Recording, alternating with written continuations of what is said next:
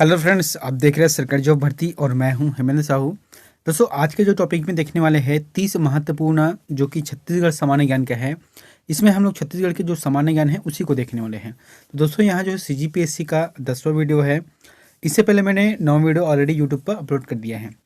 तो दोस्तों, अगर आप चैनल पर नए हो तो चैनल को जरूर सब्सक्राइब कर देना, बेल आइकन को जरूर दबा देना। साथ ही इस वीडियो का अगर आपको फ्री पीडीएफ चाहिए तो टेलीग्राम चैनल पर जाना, वहाँ से आप लोगों को फ्री पीडीएफ मिल जाएगा। जो मेरा टारगेट है वीडियो बनाने 2 वीडियो, तो उसमें हम लोग यहाँ कंटिन्यू चल रहे हैं। तो आप लोगों के लिए जो होमवर्क दिए थे उसको देख रहे थे कि लड़की किसके लिए प्रयोग हुआ है। तो इसका जो आंसर आ जाएगा आभूषण के लिए, है ना। छत्तीसगढ़ में जो है लड़की आभूषण के लिए प्रयोग किया जाता है। आज का पहला क्वेश्चन है, छत्तीसगढ़ में सर्वाधिक बॉक्साइट के भंडार क्षेत्र है। यहाँ पर जो ऑप्शन दिए गए हैं, जारंग पाट, जमीन पाट, पंडरा पाट। दूसरा है देवगढ़ की पहाड़ी, देवरस की पहाड़ी, छुरी की पहाड़ी। तीसरा है रिहंद बेसिन, कन्हार बेसिन, सरगुजा बेसिन। और चौथा है दुर्ग सीमांत उच्च भूमि, धमतरी महासमुंद उच्च भूमि, सिहावा। इसमें यह बताना है कि सर्वाधिक रूप से जो बॉक्साइट का भंडारण क्षेत्र है वह कहाँ पर है। इसका जो आंसर आ जाएगा पहला रहेगा। दोस्तों, जो पाट प्रदेश है, जो जारंग पाट है, जमीर पाट है और जो पंडरा पाट है, इन क्षेत्रों पर बॉक्साइट के भंडार क्षेत्र अधिक मात्रा में है। यहाँ पर देखिए तो इसकी महत्वपूर्ण जानकारी क्या है कि छत्तीसगढ़ में प्राप्ति जो डक्कन ट्रेप में जो सेल समूह है, डक्कन ट्रेप में जो सेल समूह है उसमें प्राप्त है। तो देश में जो खनिज के क्षेत्र में इनकम होता है उसमें देश के कुल बॉक्साइट आय का लगभग 9.72% अकेले छत्तीसगढ़ करता है। यानी कि पूरे देश में अगर बॉक्साइट की बात करें तो फिर छत्तीसगढ़ का जो योगदान है 9.72% है, जो कि आय में है। और पाट प्रदेशों में बॉक्साइट खनिज की प्राप्ति होती है, यहाँ पर की जाती है। दूसरा है सही जोड़ी बनाइए। अब आपको यहाँ पर सही जोड़ी बनाना है, जैसे कि एक तरफ है खनिज और एक तरफ है उसके क्षेत्र को। तो लौह है इसका है और इधर बॉक्साइट है, गार्नेट है, सोना है। तो इसको हम लोग देखते हैं। देखो, सबसे पहले क्या है, लौह है इसका। तो लौह ऐस का जो है वहाँ 4 गाँव, ये इसका रहेगा 4 गाँव रहेगा। दूसरा है बॉक्साइट। तो बॉक्साइट कहाँ से संबंधित है, ये जो है आमा बेरा से संबंधित है। ठीक है। उसके बाद है गार्नेट। तो गार्नेट जो है दूसरा रहेगा। ठीक है। जो है बिशनपुर आ जाएगा, गार्नेट का बिशनपुर रहेगा। उसके बाद जो सोना है वहाँ इसका जो आंसर रहेगा तूता रहेगा। तो इस तरीके से इसका जो सही जोड़ी है, मतलब इसका जो आंसर रहेगा वहाँ तीसरा सही रहेगा। अगला प्रश्न है, छत्तीसगढ़ राज्य में खनिज पदार्थों से प्राप्त कुल राजस्व में कौन सा खनिज पदार्थ दूसरा सबसे बड़ा योगदान करता है। बहुत ही अच्छा प्रश्न है, हमेशा पूछे जाते हैं। तो खनिज पदार्थों जो छत्तीसगढ़ को इनकम होता है वहाँ पहले नंबर को नहीं पूछा है बल्कि दूसरे स्थान को पूछा है। तो कौन से ऐसे खनिज है जो कि दूसरे स्थान पर बना है, जो कि योगदान करता है इनकम के क्षेत्र में। इसका जो आंसर जाएगा लौह अयस्क रहेगा। दोस्तों, पहले स्थान पर कौन सा है, कोयला रहता है। दूसरे स्थान पर लौह अयस्क है।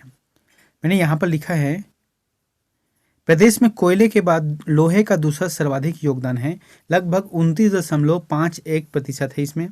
और यहाँ जो है सेल क्रम, कौन से सेल क्रम में पाया जाता है, धारवाड़ क्रम के चट्टानों से प्राप्त किया जाता है, जो कि बैलाडीला में सबसे अधिक, या फिर कह सकते हैं बैलाडीला में सबसे शुद्ध लौह अयस्क का यहाँ से प्राप्ति की जाती है। और यहाँ पर जो है इसके 14 निक्षेप मौजूद है अभी भी।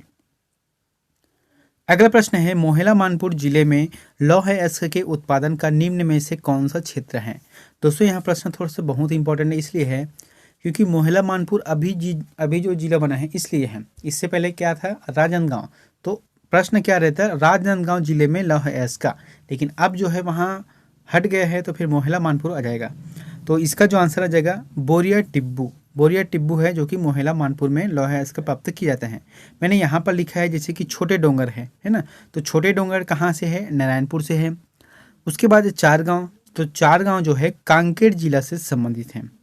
उसके बाद नचनिया। तो नचनिया जो है राजनांदगांव में आता है और मोहेला मानपुर में बोरिया टिब्बू आता है। 5वां प्रश्न है, छत्तीसगढ़ की हसदो घाटी किस लिए प्रसिद्ध है। छत्तीसगढ़ में जो हसदो घाटी है, यानी कि हसदो नदी वाला जो एरिया है, उसमें हसदो घाटी किस लिए प्रसिद्ध है। लौह अयस्क के खानों के लिए है, कि कोयला खानों के लिए है, कि बॉक्साइट खानों के लिए, या डोलोमाइट खानों के लिए। इसका जो जवाब आ जाएगा कोयला खानों के लिए। तो कोयला खानों के लिए यहाँ प्रसिद्ध है। यहाँ पर देख रहे थे कि छत्तीसगढ़ की जो हसदो घाटी है कोयला खानों के लिए प्रसिद्ध है। और हसदो रामपुर कोयला क्षेत्र बिलासपुर से सरगुजा तक यहाँ विस्तृत है, जो कि बहुत बड़ा एरिया में है। अगला प्रश्न है, छत्तीसगढ़ राज्य में दलहन उत्पादन में निम्न में से किस फसल का दूसरा स्थान है। प्रश्न को समझना, क्या बोला गया है कि दलहन उत्पादन में, अगर खाद्यान्न उत्पादन में रहता है तो धान गेहूं ये सभी आता, लेकिन अब दलहन है तो दलहन के जो उत्पादन है उसमें दूसरा स्थान किसका है। यहाँ पर उड़द, चना, अरहर, मटर, सेव जब आ जाएगा अरहर आ जाएगा। दोस्तों बहुत ही अच्छा प्रश्न है। सबसे बड़ी बात तो देखना कि छत्तीसगढ़ में जो दलहन उत्पादन में प्रथम स्थान पर कौन सा है, चना है। यानी कि अभी जैसे बरसात कटा है तो बहुत ऐसे क्षेत्र रहते हैं जहाँ पर चना की खेती की जाती है, ये प्रथम स्थान पर है क्योंकि ये दलहन में आता है। और दूसरे नंबर में क्या आता है, अरहर, यानी कि जो रहर की फसल है उसका यहाँ पर योगदान रहेगा जो कि दूसरे नंबर पर है। सातवां है, निम्न में से किस जिले में द्विफसली क्षेत्र अधिक है। बहुत ही अच्छा प्रश्न है कि कौन से जिले हैं जहां पर द्विफसली क्षेत्र अधिक है।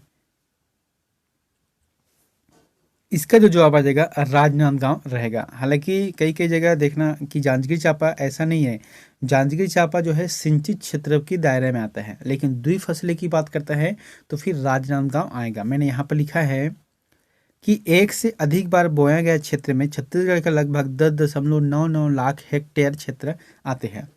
मतलब अभी की बात है, ये बरसात के कटने के बाद है, ठीक है। उसके बाद जो है पूरे जो राजनांदगांव है उसमें 1.78 लाख हेक्टेयर तक सर्वाधिक रूप से यहाँ पर बोया जाता है जो कि द्विफसली के रूप में है।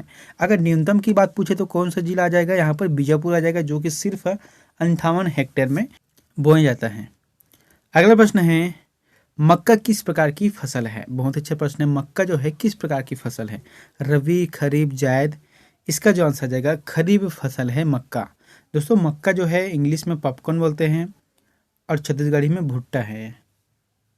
अगला प्रश्न है, इंदिरा नंदीराज किसकी एक किस्म है। तो इंदिरा नंदीराज किसकी एक किस्म है, आम की, पपीते की, गन्ने की या धान की। इसका जो जवाब आ जाएगा आम की। ये आम की एक किस्म है, जैसे कि बोलते हैं ना कि दशहरी आम है ये, तो इसी तरीके से इंदिरा नंदीराज एक किस्म है जो कि आम की किस्म है। अगला प्रश्न है, रेलवे का देश का सबसे बड़ा सोलर प्लांट कहाँ प्रस्तावित है।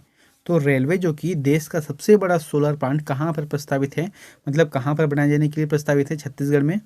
इसका जो आंसर आ जाएगा चौरोदा में है। दोस्तों चौरोदा एक नगर निगम है और यहाँ पर जो है देश का सबसे बड़ा सोलर प्लांट यहाँ पर स्थापित करने के लिए प्रस्तावित है। 11 प्रश्न है, छत्तीसगढ़ में रेलवे वैगन मरम्मत केंद्र कहाँ स्थित है। बहुत अच्छा प्रश्न है, ये प्रश्न ज़्यादातर व्यापम में पूछे जाते हैं। क्या बोला गया है कि छत्तीसगढ़ में जो रेलवे वैगन है उसकी मरम्मत केंद्र कहाँ पर स्थित है। इसका जो आंसर आ जाएगा रायपुर में स्थित है। WRS कॉलोनी है, वहाँ पर इसका रिपेयर किया जाता है, रेलवे वैगन रिपेयर वर्कशॉप का। और इसकी जो स्थापना है 1966 में किया गया था, लेकिन कार्य का जो प्रारंभ है वहाँ 1968 में किया गया था। दोस्तों अगर वीडियो अच्छा लग रहा है तो वीडियो को जरूर लाइक कर देना और चैनल पर नया हो तो चैनल को जरूर सब्सक्राइब कर देना और बेल आइकन को जरूर दबा देना।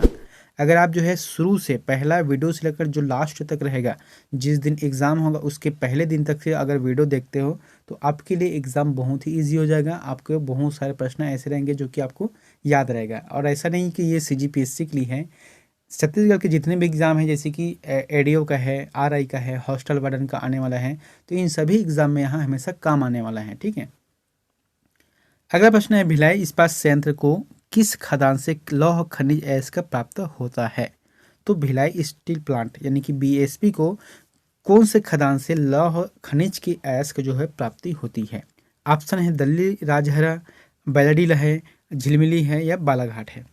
तो इसका जो आंसर आ जाएगा दल्ली राजहरा से प्राप्त होती है। मैंने यहाँ पर लिखा है कि BSP को जो है लौह अयस्क की आपूर्ति दल्ली राजहरा से की जो खाने हैं वहाँ से की जा रही है।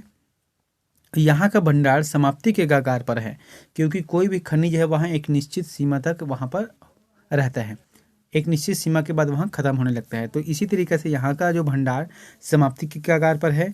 अतः भविष्य में कांकेर यानी कि कांकेर जिले के रावाघाट खान से लौह अयस्क की आपूर्ति किया जाना प्रस्तावित है। अगला है, छेरछेरा पुन्नी त्योहार किस फसल के घर आने के उपलक्ष्य में मनाया जाता है। जो छेरछेरा पुन्नी त्योहार है वहाँ कब मनाया जाता है, कौन से ऐसे फसल है जिसके घर आने की खुशी मनाया जाता है। इसका जो आंसर रहेगा धान है ना। अभी जैसे कि छत्तीसगढ़ क्या है, कृषि प्रधान राज्य है और यहाँ पर जो धान की खेती कटाई करने के बाद जो है छेरछेरा का त्यौहार मनाया जाता है। मैंने लिखा है कब मनाया जाता है छेरछेरा त्योहार, कभी कभी पूछ भी देता है, तो पौष के महीना में, है ना, पौष या फिर पूष कह सकते हैं। तो पूष के महीना में जो शुक्ल पक्ष पूर्णिमा रहता है उसी दिवस को यहाँ मनाया जाता है। अगला है सरहुल तथा कर्मा किस जनजाति के प्रमुख पर्व है। तो सरहुल और कर्मा किस जनजाति के प्रमुख पर्व है। भील, उरांव, बैगा, कमार। सही जवाब आ जाएगा उरांव। उरांव जनजाति के यहाँ प्रमुख पर्व है। इसके बाद हम देखते हैं कि मुख्य रूप से यहाँ सरगुजा, बलरामपुर, जसपुर, रायगढ़ क्षेत्र में निवास करती है। और इनका जो है उरांव जनजाति का एक बहुत ही अच्छा चीज़ है युवा गृह, जिसे कहा जाता है धुमकुरिया कहा जाता है। प्रश्न आता है कभी कभी धुमकुरिया किस जनजाति से संबंधित है, तो उरांव से है। और यहाँ के जो मुखिया रहते हैं उसको कहा जाता है धागर महतो कहते हैं। और उरांव जनजाति के जो प्रमुख देवता है, मुख्य देवता है, वहाँ सरना देवी है। अगला प्रश्न है सुमेलित कीजिए। अब आपको ये बताना है, यहाँ पर सुमेलित करना है। जैसे कि एक तरफ क्या है, जैसे गोवर्धन पूजा, छेरछेरा, भोजली, अक्ति, तो यहाँ पर जो तिथि है उसको मिलान करना है। तो क्या आ जाएगा ऑप्शन, जैसे कि गोवर्धन पूजा है तो गोवर्धन पूजा जो है कार्तिक के महीने में किया जाता है, एक हो गया। उसके बाद है छेरछेरा, तो अभी बताया था छेरछेरा जो है पौष पूर्णिमा को किया जाता है, चौथा गया। उसके बाद है भोजली, तो भोजली जो है भादव के महीने में किया जाता है, अहो देवी गंगा वाले हैं, ठीक है। उसके बाद है द नंबर अक्ति, तो अक्ति जो है बैसाख, बैसाख में किया जाता है अक्ति तिहार। तो इसलिए जो इसका आंसर जाएगा 3, 4, 2, 1 सही रहेगा। अगला प्रश्न है बड़े भजन का रामनामी मेला किस माह में लगता है। बहुत अच्छे प्रश्न है। बड़े भजन का रामनामी मेला किस माह में लगता है। इसका जो आंसर जाएगा पौष, पौष के महीने में यहाँ लगता है। अगला प्रश्न है गंगा दशहरा कब मनाया जाता है। दोस्तों यहाँ क्वेश्चन जो है सीजीपीएससी में पूछा भी गया है कि गंगा दशहरा कब मनाया जाता है। इसका जो जैसे कि ऑप्शन क्या है, चैत्र है, वैशाख है, ज्येष्ठ है, आषाढ़ है। सही जवाब आ जाएगा ज्येष्ठ के महीने में मनाया जाता है, जैसे कि जेठ कहा जाता है, छत्तीसगढ़ी में जेठ है। और यहाँ पर सरगुजा क्षेत्र में गंगा के पृथ्वी पर अवतरण के उपलक्ष्य में जेठ माह में दशमी को गंगा दशमी के रूप में मनाया जाता है, गंगा दशहरा के रूप में मनाया जाता है। अगला है राजीव मेला का समापन कब होता है। तो राजीव मेला जो लगभग 15 दिनों तक चलता है, इसका समापन कब किया जाता है। इसका जो आंसर रहेगा महाशिवरात्रि में किया जाता है। दोस्तों राजीव मेला जो कि माघ पूर्णिमा में भरता है और यहाँ 15 दिनों तक चलता है, तथा इसका जो समापन है वहाँ शिवरात्रि के दिन तक होता है, यानी कि शिवरात्रि के दिन इसका समापन होता है। अगला प्रश्न है बहुटा का मतलब है। तो बहुटा क्या है। देखो सबसे पहली बात तो ये आभूषण है, ठीक है। तो बहुटा किस में पहना जाता है, बाह में पहनने वाला आभूषण जो कि बहुटा कहा जाता है। अगला प्रश्न है छत्तीसगढ़ जनसंपर्क विभाग की मासिक पत्रिका का नाम है। तो छत्तीसगढ़ जो जनसंपर्क विभाग है, ठीक है, उसके द्वारा जो है हर महीने एक मासिक पत्रिका निकलती है। अब उस मासिक पत्रिका को क्या नाम कहा जाता है, जैसे कि जनमत, जनमन, जनगण या जनवाणी। आंसर जाएगा जनमन कहा जाता है, उसे जनमन कहा जाता है। अगला प्रश्न है मध्य प्रदेश का इतिहास। मध्य प्रदेश का इतिहास नामक पुस्तक के लेखक कौन हैं। अब आपको ये बताना है कि मध्य प्रदेश इतिहास के जो पुस्तक लेखक है उसके नाम क्या है। इसका जो आंसर जाएगा राय बहादुर हीरालाल, राय बहादुर हीरालाल कहा जाता है। और इसको जो है मध्य प्रदेश का जो इतिहास है इस पुस्तक को इन्होंने लिखा है। अगला प्रश्न है सुमिलित कीजिए। दोस्तों यहाँ पर सुमिलित करना है, पुनः आ गया है, एक तरफ है बोलिया और एक तरफ है उपबोलिया, है ना। तो इसको जो है सुमिलित करना है और ये प्रश्न आते हैं। अब यहाँ पर 4 प्रश्न बनते हैं अलग अलग तरीका से पाठ करते, तो फिर प्रश्न पूछा भी गया है कि पश्चिमी छत्तीसगढ़ी, उत्तरी छत्तीसगढ़ी, पूर्वी छत्तीसगढ़ी या दक्षिणी छत्तीसगढ़ी।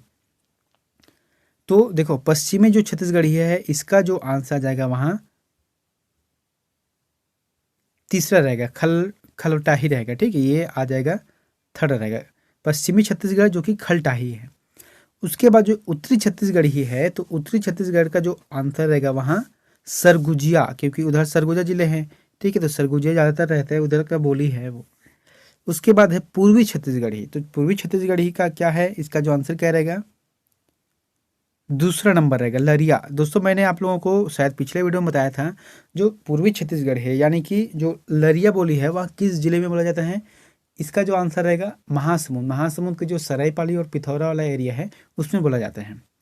उसके बाद आता है दक्षिणी छत्तीसगढ़ी। तो दक्षिणी छत्तीसगढ़ी का सभी को पता है कि आदिवासी बहुल क्षेत्र है, यहाँ पर हल्बी उपबोली का प्रयोग किया जाता है, इसलिए जो इसका आंसर रहेगा 3, 4, 2, 1 सही रहेगा।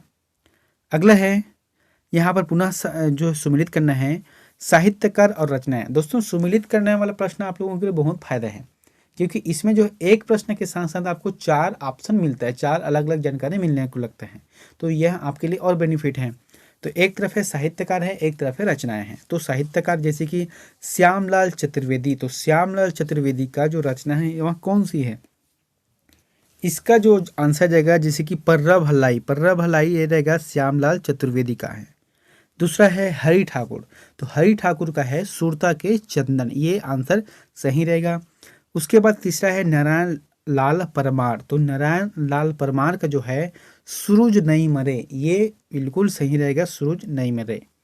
उसके बाद है दानेश्वर शर्मा, तो दानेश्वर शर्मा का बेटी के विदाई, ये जो है चारों एक दूसरे से सही हैं, इसलिए जो इसका आंसर रहेगा 1, 2, 3 और 4 सही रहेगा। अगला प्रश्न है छत्तीसगढ़ का प्रथम दैनिक समाचार पत्र है यथा। दोस्तों ये जो प्रश्न है अधिकतर थोड़ा सा कंफ्यूजन करते हैं कि प्रथम समाचार पत्र कौन सा है, मासिक कौन सा है। तो हम यहाँ पर बताते हैं, जैसे कि क्या बोला गया है, प्रथम दैनिक समाचार पत्र। दैनिक समाचार पत्र मतलब रोज का आते रहते हैं। इसका जो आंसर रहेगा महाकौशल कहा जाता है। अब ये देखो 1951 में महाकौशल का जो प्रकाशन है दैनिक रूप से किया जाने लगा, अतः महाकौशल को जो है प्रथम दैनिक समाचार पत्र के रूप में जाना जाता है। पहला हो गया। दूसरा क्या है, छत्तीसगढ़ का प्रथम समाचार पत्र, छत्तीसगढ़ का सिर्फ प्रथम समाचार पत्र है, तो इसका जो आंसर रहेगा छत्तीसगढ़ मित्र है, जो कि 1903 में यहाँ बंद भी हो गया था, लेकिन उसको कहा जाएगा कम से कम प्रथम समाचार पत्र तो बोला जाएगा, हालांकि वहाँ 1903 में बंद हो गया है। अगला प्रश्न है फिल्मी पिपली लाइव में छत्तीसगढ़ी कलाकार कौन है? तो एक फिल्म आई थी जिसका नाम क्या है, पिपली लाइव। तो पिपली लाइव में छत्तीसगढ़ के कौन से कलाकार ने वहां पर मुख्य किरदार का भूमिका निभाया था? इसका जो आंसर आ जाएगा ओमकार दास मानिकपुरी, सही जवाब किया जाएगा ओमकार दास मानिकपुरी रहेगा। अगला है खरौद के लखनेश्वर मंदिर से प्राप्त पांडुवंशी शिलालेख में इंद्रबल तृतीय के किस पुत्र का नाम मिलता है? बहुत अच्छा प्रश्न है। तो इसका जो आंसर आ जाएगा ईशान देव, ईशान देव रहेगा, जो कि इंद्रबल का तीसरे नंबर का पुत्र है, जिसका अभिलेख कहाँ मिलता है, पांडुवंशी अभिलेख कहाँ मिलता है, लखनेश्वर मंदिर से प्राप्त होते हैं, और लखनेश्वर मंदिर कहाँ है, खरौद में स्थित है। अगला है भोंगापाल किसके लिए जाना जाता है? तो भोंगापाल जो है प्रसिद्ध है, किसके लिए प्रसिद्ध है? विष्णु मंदिर है कि शिव मंदिर है कि बौद्ध विहार है कि किला है? इसका जो आंसर रहेगा बौद्ध विहार रहेगा। यहाँ जो है पुरातात्विक महत्व का स्थल भोंगापाल कोंडागांव जिले में स्थित है, जहाँ से अनेक विहार प्राप्त हुए हैं। अगला प्रश्न है निम्न में से किस स्थान पर पिलगिस एक्टिविटी सेंटर प्रस्तावित है? देखो क्या बोला गया है, पिलगिस एक्टिविटी सेंटर जो बनना है वह प्रस्तावित है, कौन से स्थान पर है? रतनपुर, बालोद, रायपुर, डोंगरगढ़? सही जवाब आ जाएगा रतनपुर रहेगा, सॉरी इसका जो आंसर रहेगा डोंगरगढ़ रहेगा, ठीक है, डोंगरगढ़ में है। यहाँ पर देखे थे कि डोंगरगढ़ को केंद्र सरकार की प्रसाद योजना, कौन सी योजना, प्रसाद योजना के तहत इसे शामिल किया गया है। अगला प्रश्न है दमोदरहा नाला चट्टान लेख में लिखा हुआ है कि राजकुमार वर्दत ने 1000 गाय दान दी थी, यह स्थान किस नाम से जाना जाता है? तो किस नाम से जाना जाता है यह स्थान को? इसका जो आंसर क्या जाएगा गुंजी ग्राम शक्ति कहा जाता है। मैंने यहाँ पर लिखा भी है कि दमोदरहा नाला चट्टान लेख से मिला है कि राजकुमार वर्दत ने 1000 गाय दान दी थी, और यह जो स्थान है जो प्राप्त हुआ है वो स्थान है गुंजी ग्राम के नाम से जाना जाता है। इसका जो आंसर रहेगा थर्ड रहेगा। अगला प्रश्न है छत्तीसगढ़ के किस शहर को आमतौर पर टंकियों के शहर के नाम से के रूप में जाना जाता है? तो टंकियों का शहर किसे कहा जाता है? बहुत ही अच्छा प्रश्न है। इसका जो आंसर रहेगा रतनपुर को कहा जाता है। दोस्तों रतनपुर जो कि एक समय यानी कि कौन से शासक थे यहाँ पर, कलचुरी शासक रत्नदेव प्रथम के शासनकाल में बहुत सारे तालाब खुदाई किए थे, बहुत सारे वहाँ पर तालाब थे, इसीलिए जो है रतनपुर को टंकियों का शहर कहा जाता है। लेकिन अब जो है समय के साथ साथ धीरे धीरे वहाँ बढ़ता चला गया है, अब ज़्यादा नहीं है, हालांकि कुछ ही बचा है लेकिन ज़्यादा नहीं बचा है। अगला प्रश्न है दोस्तों, यहाँ प्रश्न आप लोगों के लिए होमवर्क है, तो इसका आंसर प्लीज़ कमेंट बॉक्स पर जाकर जरूर बताएं आप लोगों को। यहाँ पर प्रश्न है कि गुरु घासीदास संग्रहालय कहाँ स्थित है? कहाँ पर स्थित है गुरु घासीदास संग्रहालय? ऑप्शन है गिरौदपुरी में, दूसरा है रायपुर में, तीसरा है बलौदाबाजार में, चौथा है बिलासपुर में। तो इन चारों का जो भी ऑप्शन आपको सही लगता है तो प्लीज़ कमेंट बॉक्स पर जाकर कमेंट करें। और दोस्तों वीडियो अच्छा लगा तो वीडियो को जरूर लाइक कर देना, चैनल पर नए हो तो चैनल को सब्सक्राइब करके बेल आइकन को जरूर दबा देना। मिलते हैं नेक्स्ट वीडियो में एक नई जानकारी के साथ। Thank you.